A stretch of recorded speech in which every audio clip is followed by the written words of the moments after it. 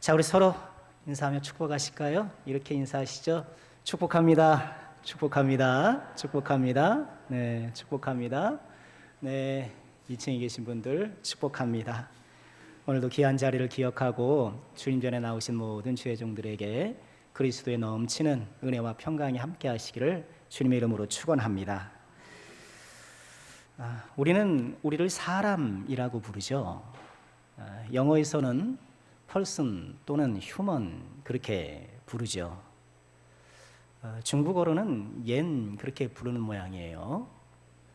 그리고 일본어는 히토 이렇게 부른다고 해요.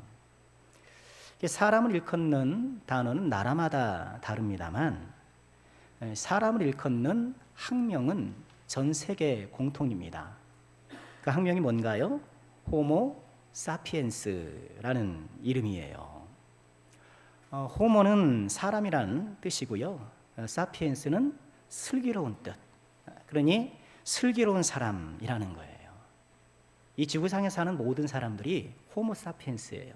저도 그렇고 여러분들도 그렇고 슬기로운 사람, 지혜로운 사람이라는 거예요. 고인류 학계에 따르면 물론 그분들은 진화론적 입장에 있습니다만 이 세상에 오래전에 여러 고인류 종이 있었대요. 원숭이에 여러 종이 있었던 것처럼 사람들도 여러 종이 있었다는 거예요. 우리가 학교에서 배웠던 오스트랄로피테쿠스니, 호모 에렉투스니, 하빌리스니 이런 이름이 붙은 여러 인류 종이 있었는데 그 모든 인류 종을 제치고 호모 사피엔스가 이 지구상에 유일하게 살아남은 그 인류 종이 되었다. 그렇게 이야기를 해요. 여러분 오늘 설교에 있어서 진화론적 용어가 다소 사용되긴 합니다만 그렇다고 해서 제가 진화론을 옹호하는 것은 결코 아님을 잊지 마시길 바라고요. 당연히 저는 하나님의 창조를 믿는 사람이죠. 다만 설교의 적용을 위해서 잠시 용어를 빌려 쓰려고 합니다. 자, 사람들은요, 우리 사람의 학명인 이 호모 사피엔스를 패러디해서 재미있는 표현을 만들더라고요. 호모 공부스. 뭘까요? 공부하는 인간. 공부하는 인간이라는 거예요. 정말 우리 대한민국 사람들이 공부하는 인간인가 싶어요. 초등학교, 중학교, 고등학교, 대학교 공부하고 승진 공부하고 취업 공부하고 공부의 연속이잖아요. 공부하는 인간 호모 공부스. 호모 포토쿠스도 있대요. 이런 포토쿠스가 느낌이 오죠? 사진을 찍는다는 거예요. 왜 이렇게 사진 찍는 걸 좋아하는지. 옛날에 사진 한번 찍으려면 사진관 가서 잘 차려입고 비싼 돈 내고 그렇게 찍어야 되는데 요새는 휴대폰 들고 다니면서 언제든지 사진을 찍잖아요. 이게 가만 보니까 20, 30대는 자기 얼굴 사진을 찍는데 40, 50대가 되니까 뒷모습을 그렇게 찍더라고요. 요즘 사진 찍는 트렌드가 뒷모습인가 봐요. 앞모습은 본인이 보기에도 조금 문제가 있다고 생각하는지 아니 사진 폼 잡는데 이렇게 보니까 뒷모습을 그렇게 열심히들 찍어요. 호모 코쿠엔스라는 말도 있대요. 뭘까요? 요리하는 인간. 요리하는 인간. 여러분 어릴 적에 남자는 부엌 근처도 오지 말라고 그랬잖아요. 근데 요새는 요리 프로그램에 남자들이 다 장악하고 있어요. 요리 잘하는 남자가 멋진 남자. 생기기도 잘생기고 키도 훌칠하고 거기다가 요리까지 잘하고 그런 분 그런 분이 평범한 당신을 왜 좋아하겠습니까만 요리 잘하는 사람이 인기인 거예요. 자, 인류는요 스스로를 슬기로운 사람 호모 사피엔스라고 자처할 만큼 많은 업적을 이룬 것이 사실이에요. 과학문명의 발전은 엄청나지 않습니까? 저 멀리 화성에 탐사선을 보내잖아요. 이 우주가 얼마나 광대합니까? 관측 가능한 우주의 키가 950억 년, 950억 광년, 빛의 속도로 950억 년을 가야 도달한다라고 하는데 상상이 안 가죠. 여러분 그런 광대한 우주 수치상해 보이는 광대함뿐만이 아니고요. 여러분, 우리는 태양계 다 알잖아요. 태양계도 얼마나 넓은지. 그럼 지금 지구상에서 가장 빠른 교통수단이 비행기잖아요. 군산에서 제주도까지 비행기 타고 얼마나 걸리죠? 40분. 그죠? 가장 빠른 교통수단이잖아요. 그런데 달까지 비행기로 타고 가면 얼마나 걸릴까요? 16일이 걸린대요. 그럼 태양까지 비행기로 타고 가면 얼마나 걸릴까요? 17년이 걸린대요. 태양계 맨 끝에 있는 행성, 해왕성인가요? 거기까지 비행기를 타고 가려면요, 무려 500년이 걸린대요. 그러니 뭐 우주 전체 크기는 뭐 차지하더라도 이 태양계만 하더라도 우리의 상상을 초월하는 그런 넓이인데, 이 태양계를 탐사하려고 탐사선을 보내고, 이미 태양계 밖으로 탐사선이 지금 보이죠? 2호인가요? 1호인가요? 벌써 지나갔잖아요. 망망 이 바다 같은 우주로 나가고 있잖아요. 의학의 발달은 어떻습니까? 옛날 같으면 꼼짝없이 죽을 수밖에 없는 질병도 막 고쳐내잖아요. 2000년도에 한국인의 기대 수명이 남성의 경우 71세, 여성의 경우는 78세였대요. 근데 20년이 지나서 2021년에 남성의 기대 수명은 81세, 10살이 늘었어요. 20년새. 여성은 87세, 9살이 늘은 거예요. 거의 10살이 늘은 거예요. 그럼 2년에 1살씩 기대 수명이 늘어가요. 그러니 아마도 여기 계신 분들은 대부분 세 자릿수를 사실 거예요. 정말이에요. 제가 목사를 처음 했을 때에 장례식을 가잖아요.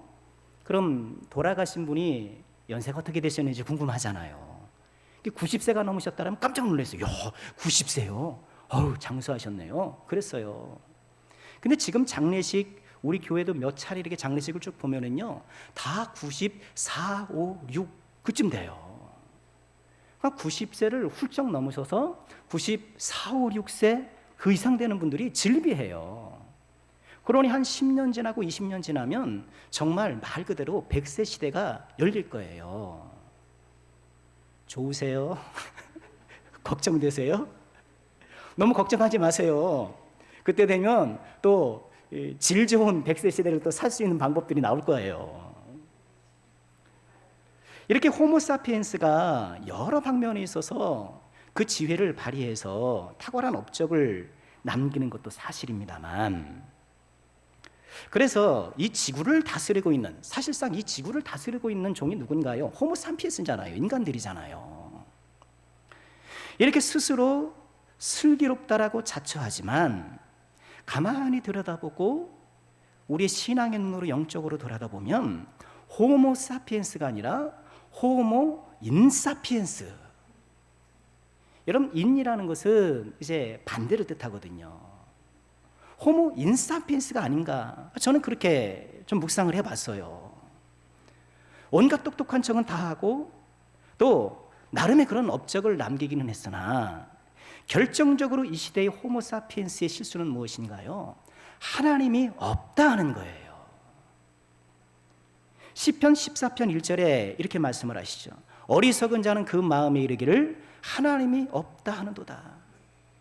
뭐 태양계 밖까지 들어가고, 뭐 원자니 전자니 이런 미시세계를 관찰하고 의학을 발전시키고, 여러분 우리가 들고 다니는 휴대폰 얼마나 대단합니까? 사실 그렇죠? 깜짝깜짝 놀라는 것 아닙니까?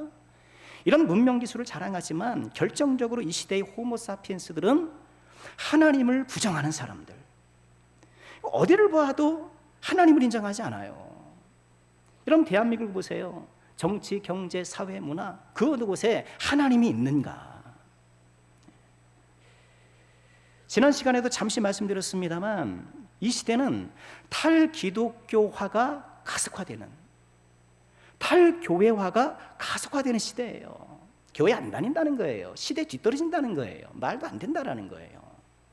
그런 인식들은 사실 오래전부터 있어 왔지만 그것이 주도적인 시대정신이 되어서 사람들의 마음을 확 끌어가고 그것이 정답처럼 이 절대 다수가 그렇게 살아가고 있는 거예요. 누가복음 18장 8절에서 예수님께서 그런 염려를 하셨죠.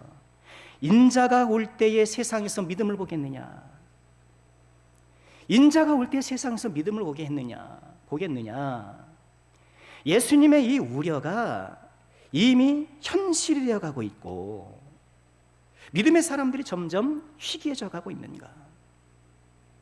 게다가 믿음이 있다고는 하지만 그 믿음이 복음에 입각한 그런 올바른 믿음이 아니라 자기식 믿음, 인간적인 믿음, 그런 믿음으로 전락한 사례도 너무너무 많아요. 지난 주일, 월요일, 화요일 이렇게 했죠. 우리 군산시에서 기독교연합 부흥회를 했어요. 유흥열 목사님이라고 워싱턴 장로교회 심우하시는 목사님이신데요. 저는 그분께 못 배웠고 제가 신대원 졸업하고 그 다음 해에 설교학 교수로 부임을 하셨더라고요. 근데 그분이 지금 미국에서 사역을 하시는데 말씀 중에 이런 얘기를 하시더라고요. 그래도 미국은 청교도가 세운 나라잖아요. 성리학을 신봉했던 조선의 사대부들이 조선을 세웠던 것처럼 하나님을 믿었던 청도교들이 세운 나라가 미국이란 말이에요. 그래서 그 미국에는 여전히 그래도 기독교 문화가 있어서 국가의 중요 행사를 할 때 목사님을 초청해서 기도를 받는 그런 문화가 있다는 거예요. 바이든 대통령이 취임했을 때도 그렇고 또 우리를 치면 국회 그런 하원, 상원, 의원이 개원할 때도 목사님이 오셔서 기도한다는 거예요. 근데 그분들이 어떻게 기도하시는가? 그럼 영상을 한번 보실까요?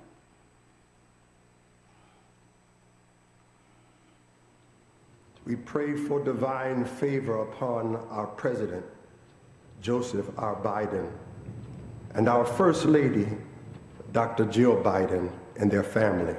In the strong name of our collective faith, amen. We ask it in the name of the monotheistic God, Brahma, and God known by many names, by many different faiths. Amen and a woman. 보셨어요? 지금 바이든이 취임하면서 목사님 오셔서 기도하는데 어떻게 기도의 맨 끝에? 다양한 종교의 이름으로 기도합니다. 지금 두 번째 영상에서 보았던 것도 의회 개회 때 다 목사님들이거든요. 맨 끝에 어떻게 기도해요? 아멘. 아멘으로 끝나는 게 아니라 아멘, 남자잖아요. 남녀 평등을 구현한답시고 아멘 뒤에 woman 붙이는 거예요. 기가 막히지 않습니까? 그래서 유흥열 목사님도 주의회 개회식에 이렇게 기도로 초청을 받으셨대요. 그럼 공문이 온다는 거예요. 그 공문의 내용은 다양한 종교의 사람들이 있으니 그것을 감안해서 기도를 해달라면 그런 얘기인 거죠. 예수님 이름을 하지 말라는 거예요. 근데 그분이 이제 기도문을 써서 이제 먼저 보내주고 밤에 보냈대요. 12시에 밤에 보고 다 보는 것도 확인도 안 하고 그냥 가셨대요.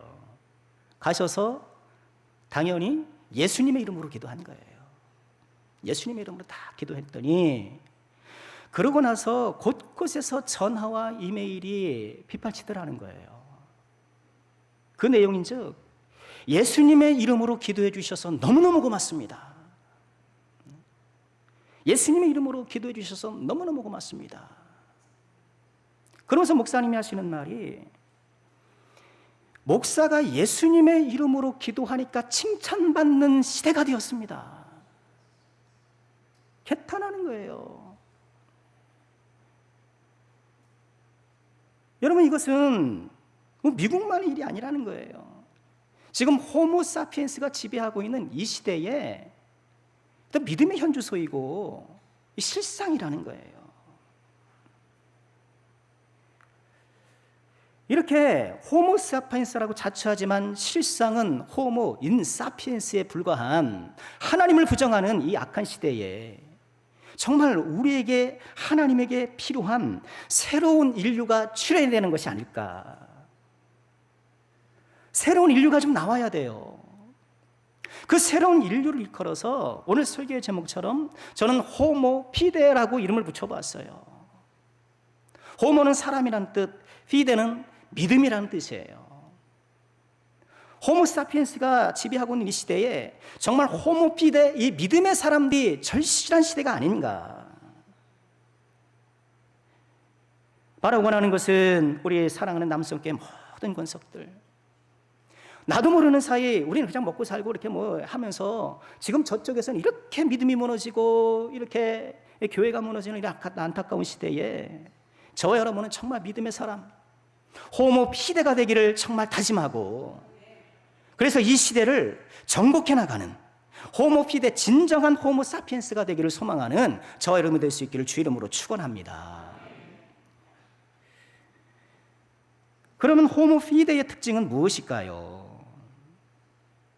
저는 호모 피데의 특징을 사람들이 소위 말하는 그 호모 사피엔스의 몇 가지 특징을 모티브 삼아서 한번 적용해 볼까 해요. 오늘부터 한 3주 정도 함께 말씀을 나누고 싶은데요. 일반적으로 사람들이 말하는 호모 사피엔스의 특징은 4가지로 정리할 수 있어요. 직립보행, 도구 사용, 큰 머리, 사회적 출산. 한 주 한 주 좀 설명드리도록 할 텐데요. 여러분, 그렇죠? 우리 인간이 다른 동물들과 구별되는 특징이 무엇일까? 그러니까 진화론을 열었던 그 찰스 다윈은 인간의 조건이 4가지였다라고 얘기했어요. 큰 머리, 도구 사용, 직립보행, 작은 치아, 뭐 그렇게 분석을 했어요. 그러니까 그분은 인간의 큰 머리가 가장 첫 번째 특징이라고 보았던 것 같아요. 그러니 지혜롭고 상상력을 사용할 수 있고, 그것이 인간의 특징이라고 봤던 것 같아요. 그러나 요즘 고인류학에서는 그렇게 보질 않는다고 해요. 인간의 가장 두드러진 첫 번째 조건은 직립보행이라는 거예요. 똑바로 서서 걷는 거라는 거예요.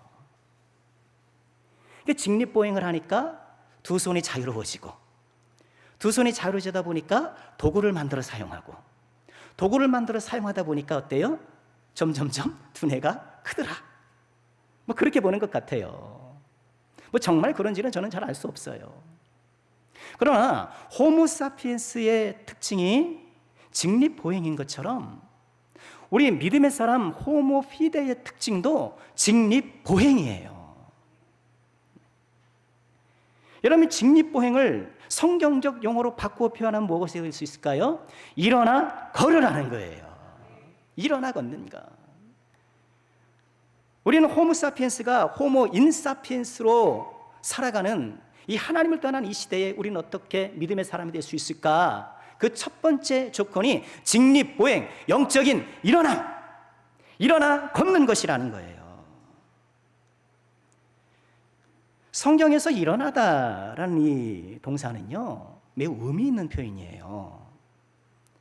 물론 육체적으로 일어난다라는 그런 뜻도 있습니다만, 일어난다라는 것은 인생의 큰 전환 또는 새로운 다짐과 결단을 상징하는 표현일 때도 많아요. 창세기 22장 보면 하나님께서 믿음의 조상 아브라함을 시험하시잖아요. 100세에 얻은 아들 이삭을 뭘로 바쳐라?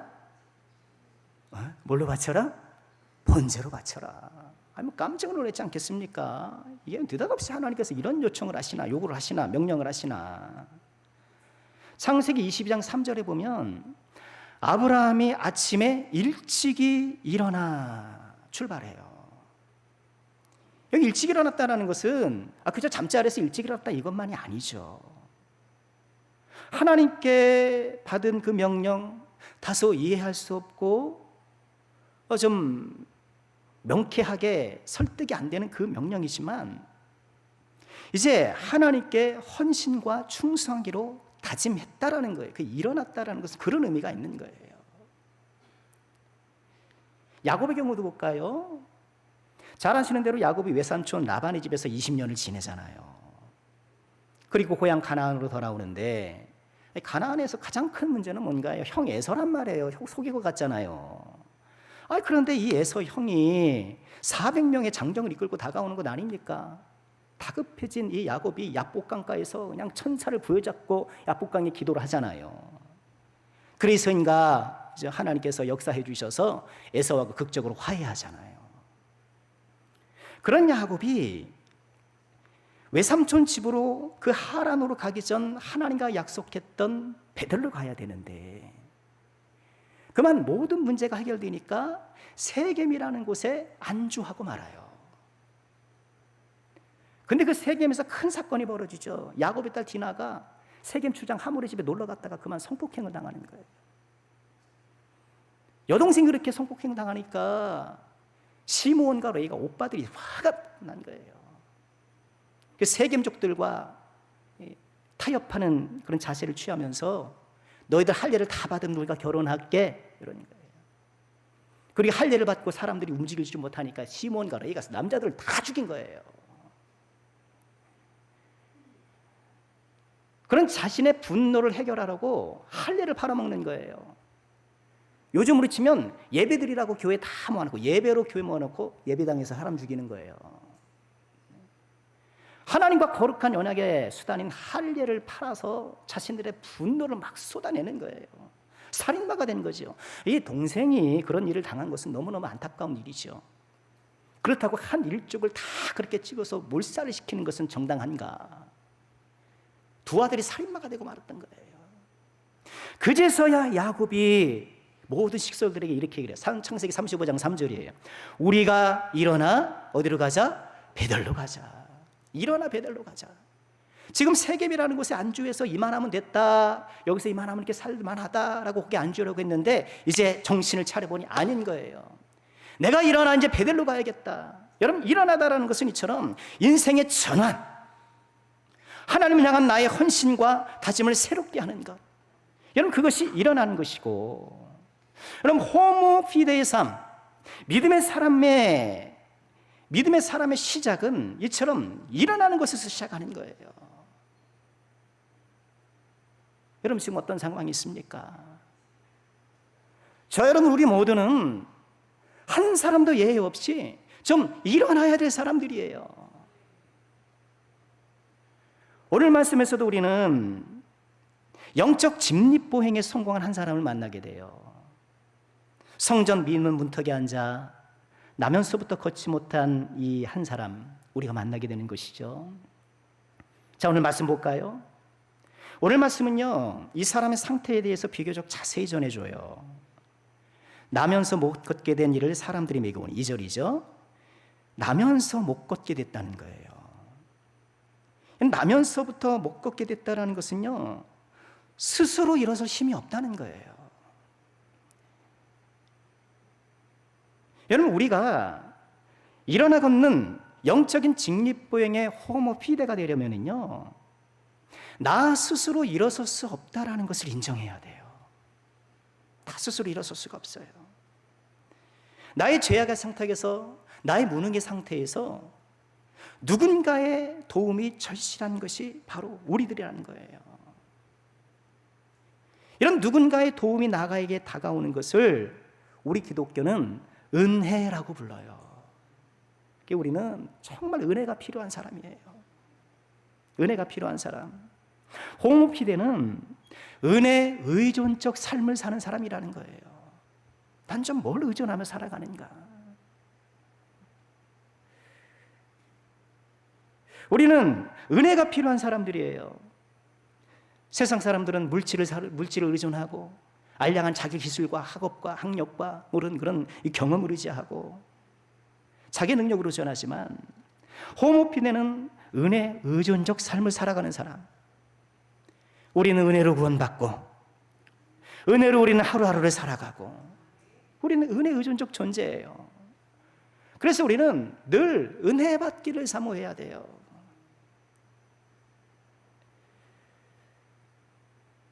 다시 2절 말씀 보실까요? 나면서 못 걷게 된 이 사람들이 매고 오니 이는 성전에 들어가는 사람들에게 보고하기 위하여 날마다 미문이라 하는 성전 문에 든지라. 성전에 출입하는 문 가운데 미문이, 아름다운 문이라는 뷰티풀 게이트라는 이름의 문이 있었어요. 그 사람들이 이 사람을 거기에다 데려줘서 구걸할 수 있도록 해준 거예요. 여러분이 나면서부터 걷지 못하고 지금 성전 문턱에 앉아서 구걸로 연명하는 이 사람의 모습은요, 하나님을 떠난 사람들의 영적 상태를 보여주는 거예요. 우리가 그렇다는 거예요. 말씀드린 것처럼 우리는 누군가의 도움이 없으면, 하나님의 은혜가 아니면 살 수 없는 존재인 것. 그래서 우리는 그 은혜 앞에 늘 겸손하고 늘 은혜를 사모하고, 아마 내가 살았던 것 같고 내가 뭐 똑똑해서 내가 뭐 경험이 많아 사는 것 같지만 돌아보면 다 하나님의 은혜였던 거예요. 지금 나면서부터 못 걷게 된 이 사람을 누군가 이렇게 성전 미문까지 인도해 준 고마운 사람들이 있었잖아요. 여러분 참 그렇지 않습니까? 우리도 살아온 인생을 돌아보면 참 고마운 사람들이 있어서 우리가 여기까지 오게 된 거예요. 가족일 수도 있고, 교회의 선생님일 수도 있고, 학교의 선생님일 수도 있고, 하나님께서 누군가를 내 옆에 붙여주셔서 그 사람이 그나마 나를 사랑해주고 도와주셔서 우리가 여기까지 오게 된 것 아니겠습니까? 자, 그런데 이 사람은요, 성전 안에 들어가지 못해요. 성전 미문 문지방까지밖에 못 가는 거예요. 여러분, 당시에 이 장애가 있는 사람은 성전 출입이 제한됐거든요. 성전에 들어가지 못하고 성전 문턱에서 불특정한 사람들이 던져주는 그 부스러기로 현명하고 살아가는 거예요. 여러분, 저는 성전 문지방이 있긴 하지만, 성전에 가까이 있긴 하지만 성전 안에 들어가지 못하고 하나님의 깊은 임재 가운데 들어가지 못하고 믿음의 세계에 진입하지 못하고 그저 문지방에서 떨어지는 은혜의 부스러기로 그저 연명하고 살아가는 것, 여러분 지금 이 걷지 못하는 이분의 모습이 우리의 모습이 아니던가, 우리 정말 돌아보지 않을 수 없는 거예요. 하나님을 깊이 체험하는데 무관심해요. 좀 내가 예수님으로 좀 충만해서, 예수님으로 충만해서 좀 예수님의 마음으로 살아가고 하나님께서 기뻐하신 인생을 좀 펼쳐나가야 되는데 부담스러워요. 거기까지는 성전 안으로 들어가는 건 부담스러운 거예요. 성전 문지방에서 좀 떨어지는 거 받는 거, 그거로 그냥 살아가는 거예요. 어쩌다 설교가 귀에 들어오네, 찬양을 부르니까 내 얘기하는 것 같으네, 그냥 연민의 눈물 찔끔 흘려보고 잠깐 내 감정을 스치고 지나가는 그런 것들에 만족하고, 그래 이 정도면 됐어, 그마저 없는 사람들보다는 낫지 하면서 스스로 위안 삼으면서 여전히 문지방을 고수하고 있는 것은 아니냐는 거예요.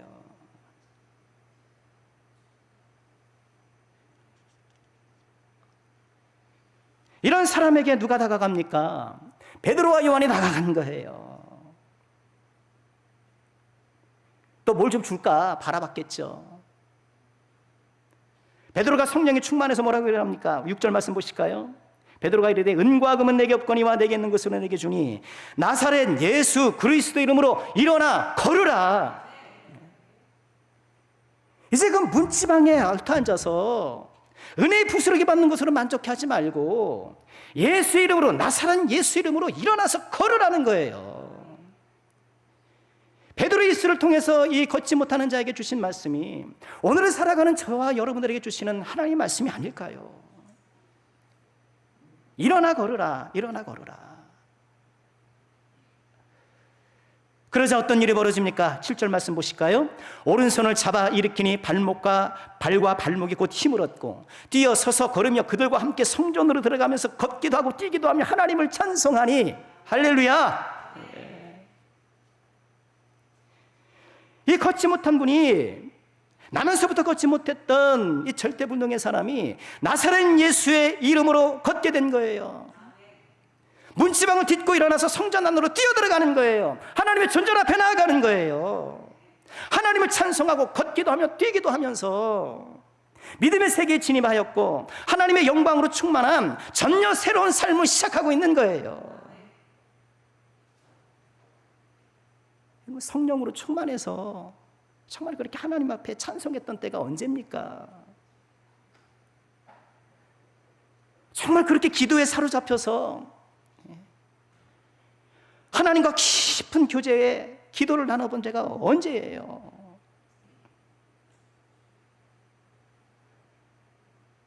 지금 오늘 걷지 못했던 이분이 발과 발목에 힘을 얻어 걷기도 하고 뛰기도 하면서 하나님의 성전에서 마음껏 하나님을 찬양했던 것처럼 우리 사랑하는 모든 죄종들께서 우리 모두가 다시 한번 나사렛 예수의 이름으로 일어나서 걷기도 하고 뛰기도 하고 믿음의 신세계에서 호모 피디의 삶을 살아가기를 주님의 이름으로 축원합니다. 하나님께서 저와 여러분을 향한 꿈이 있으시잖아요.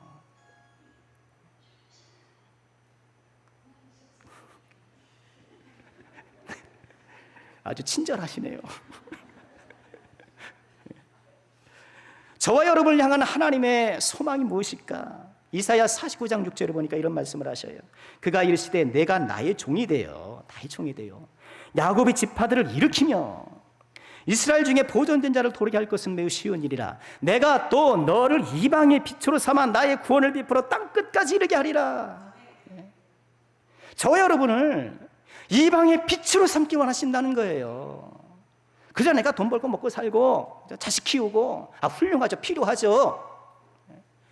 그러나 저와 여러분을 이방의 빛으로 삼아서 이 빛을 보고 많은 사람들이 주께 돌아올 수 있는 그런 등대와 같은 사람, 그런 불빛과 같은 사람으로 우리를 삼기를 원하신다는 거예요. 그러므로 이사야 60장 1절에 이렇게 말씀을 하셔요. 다 같이 읽어볼까요? 시작. 일어나라, 빛을 발하라. 이는 내 빛이 이르렀고 여호와의 영광이 내 위에 임하였음이니라. 일어나 빛을 발하라는 거예요. 정말 저와 여러분이 이런 삶을 이제는 좀 소망해야 되지 않을까요? 일어나 빛을 발하는 이런 역적인 직립보행을 이제는 이루어서 정말 하나님께서 기뻐하시는 그런 빛나는 인생을 살아가야 되지 않겠습니까? 여러분, 세상에 빛나는 인생은 뭐예요? 좋은 차를 타야, 그래도 차는 이 정도를 타야 인생이 빛나지. 집 평수는 이 정도 돼야 내 인생이 빛나지.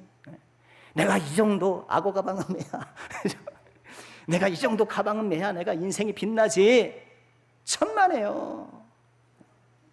우리가 성령으로 충만하고 예수로 충만하여서 정말 하나님의 참빛을 바라는 그런 빛된 삶을 우리가 정말 소망하고 간절히 원해야 되지 않겠습니까? 언젠까지 성전 문턱에 앉아 부스러기 은혜에 만족하시렵니까? 이제 일어나시길 바랍니다. 이젠 그만 그 죄의 자리에서 좀 일어나야 되지 않을까요?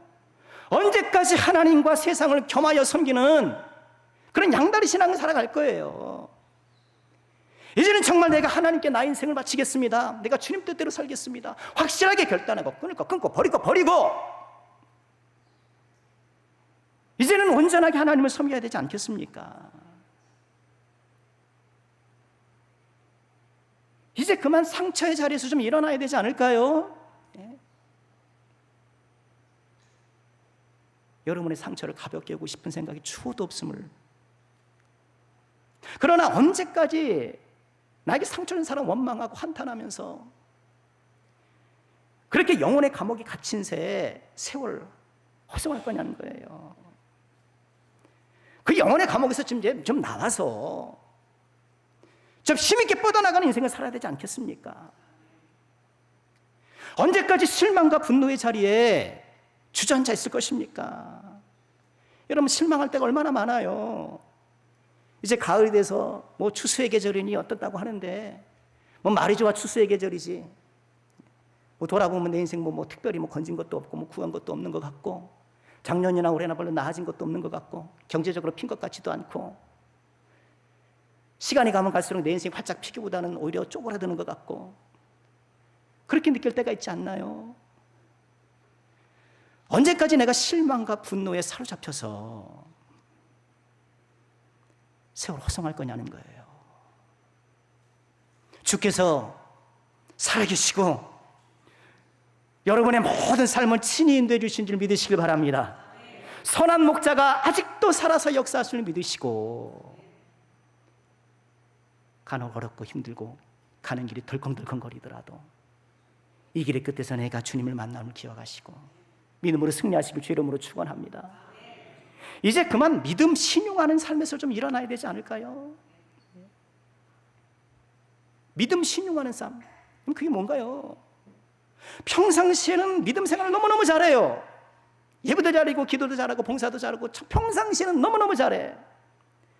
그런데 정말 믿음이 필요한 그 순간에 믿음은 사라져버리더라는 거예요. 정말 믿음이 필요한 그 순간엔 성격 나오고 감정 나오는 거예요. 믿음으로 생각하고 믿음으로 판단하고 믿음으로 결정할 그 순간에 평상시에는 믿음 생활 잘 하다가도 그 결정적인 순간에 성격대로 판단하고 성격대로 결정하고 그러더라는 거예요. 우리의 모습이 아닌가요? 이제 우리가 그만 떨치고 일어나야 될 그 자리. 우리 하나님께서 저와 여러분을 이방의 빛을 삼으시고 세상의 등불로 삼으시길 원하시는데 우리가 다시 한번 믿음으로 분연히 주저앉고 있는 그 자리에서 일어나야겠습니다. 우리에게 필요한 건 무엇인가요? 한 가지만 적용하고 말씀 마칠게요. 지금 나면서부터 걷지 못했던 이분이 일어나게 된 그 시작점은 뭘까요? 베드로와 요한이 제9시 기도 시간에 기도하러 나간 거예요. 모든 역사는 기도로 시작되는 거예요. 기도로 시작되는 거예요. 왜 기도가 안 되시는지 아십니까? 기도를 안 해서 그래요. 왜 공부가 안 될까요? 공부를 안 해서 그래요.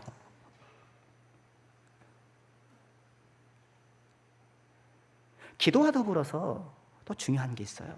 그것은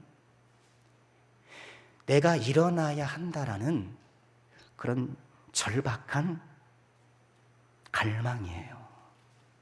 일어남에 대한 간절한 소망이에요.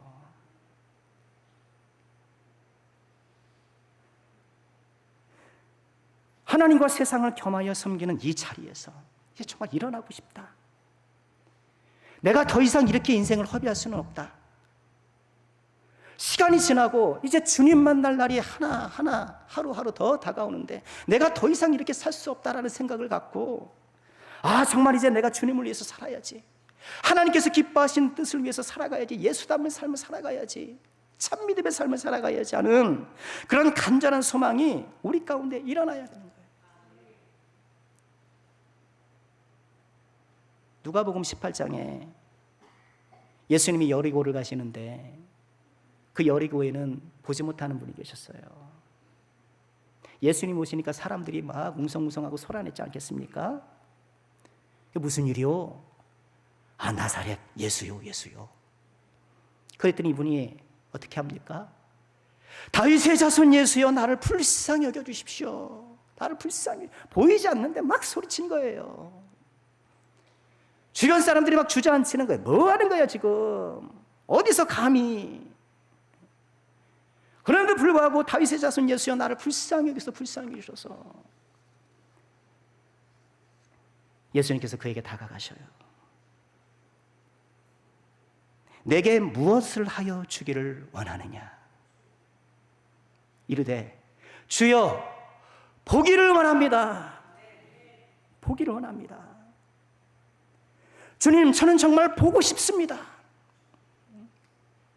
우리의 간절한 소망과 기도가 되어야 되지 않을까요? 하나님, 저도 믿음의 그 신세계를 보고 싶습니다. 저도 성령 충만한 나의 삶을 보고 싶습니다. 하나님의 영광을 보고 싶습니다. 이방의 빛이 되어서 세운 세상에 많은 사람들이 주께 나아가는 것을 저도 보고 싶습니다. 주여, 보고 싶습니다. 주여, 일어나고 싶습니다. 주님, 저는 주님께 목마릅니다. 저는 주님이 너무너무 고픕니다. 하나님에 대한 그런 갈망, 하나님을 향한 그런 배고픔이 우리에게 일어나야 되지 않을까요? 한 끼라도 안 먹으면 그죠? 막 짜증이 나고, 제가 그렇거든요. 한 끼라도 안 먹으면 짜증이 나는데 하나님을 향하여서는 굶주려 보질 않는 것, 하나님을 향하여서는 목마라 보지 못했던 것, 우리가 이제 그 자리를 떨치고 일어나 하나님을 향한 갈망이 부활되고 하나님과 함께하는 새로운 믿음의 삶을 소망해야 되겠습니다. 말씀 마치겠습니다. 호모 사피엔스라고 자처하지만 실상은 호모 인사피엔스인 이 시대, 이 약한 시대에 호모 피데 믿음의 사람이 필요합니다. 이제 성전 문턱에 일어납시다. 거기서 일어납시다. 은혜의 부스러기로 만족하는 것에서 좀 일어납시다. 그래서 하나님께서 원하시는 바, 하나님께서 우리를 향하여서 꿈꾸시는 바, 일어나 빛을 발하는 그런 고귀한 삶을 소망합시다. 이 귀한 은혜가 저 여러분에게 가득하기를 주님의 이름으로 축원합니다. 우리 함께